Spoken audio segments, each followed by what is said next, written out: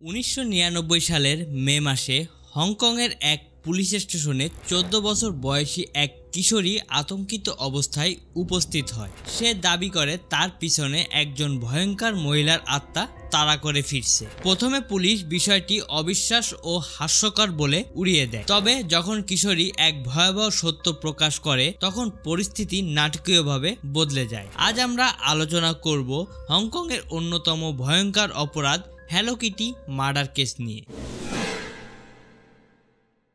মেয়েটি জানায় যে তার পিছনে যে আত্মাটি ঘুরছে সেটি ন্যায় বিচার চায়। তার ইচ্ছা হত্যাকারী যেন কঠোর শাস্তি পায়। প্রথমে পুলিশ বিষয়টি বিশ্বাস করতে চায়নি, কিন্তু মেয়েটি একটি মেয়ের নাম বলে যার নাম ফ্যান ম্যান ইয়ে। তখন তারা কেসটি সম্পর্কে জানার জন্য কৌতূহলী হয়ে ওঠে। ফ্যান ম্যান ইয়ে ছিল এক অনাথ মেয়ে। ছোটবেলায় তার বাবা মা তাকে ফেলে চলে যায়, ফলে সে বড় হয় একটি অনাথ আশ্রমে। তবে 15 বছর পূর্ণ হলে তাকে আর অনাথ আশ্রমে রাখা হয়নি। তখন সে রাস্তায় গিয়ে থাকতে শুরু করে। জীবনের কঠিন বাস্তবতা তাকে নেশার জগতে ঠেলে দেয়।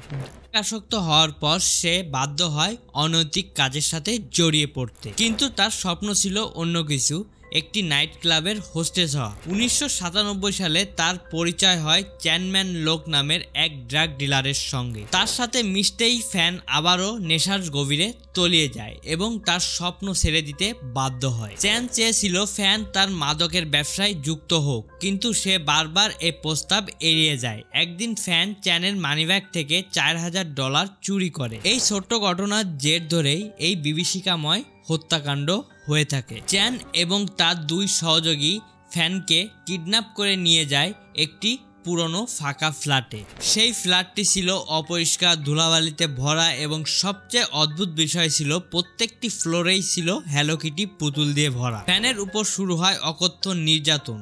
তাকে লোহার রড, বেসবল ব্যাট এবং খালি হাত দিয়ে পর্যন্ত মারা হয়। দিনের পর দিন তার উপর চলতে থাকে অত্যাচার, যতক্ষণ না সে নিস্তেজ হয়ে পড়ে। একসময় ফ্যান মারা গেলে তার মাথা কেটে ফেলা হয় এবং তার শরীরকে সিদ্ধ করা হয় যাতে অন্য কোথাও দুর্গন্ধ না ছড়িয়ে পড়ে। তার কাটা মাথা একটি হ্যালো কিটি পুতুলের মধ্যে সেলাই করে রাখা হয়। কিন্তু পুলিশের মনে একটি সন্দেহ জাগে, 14 বছর বয়সী মেয়েটি এ ঘটনা জানলো কিভাবে? তখন সে ভয়ঙ্কর একটি সত্য প্রকাশ করে। সে ছিল চ্যানম্যান লোকের প্রেমিকা এবং ঘটনাস্থলে উপস্থিত ছিল। শুধু তাই নয়, নির্যাতনের সময় সেও ফ্যানকে মারধর করে। তার স্বীকারোক্তির উপর ভিত্তি করে পুলিশ চ্যান এবং তার দুই সহযোগীকে গ্রেপ্তার করে। তদন্তে প্রমাণ মেলে ফ্ল্যাটটি ছিল অপরাধের নরক। ফ্যানের হাড়গোড় সহ বহু প্রমাণ সেখানে পাওয়া যায়। এই ঘটনা শুধু একটি হত্যাকাণ্ড নয়, এটি মানবতার প্রতি চরম নিষ্ঠুরতা।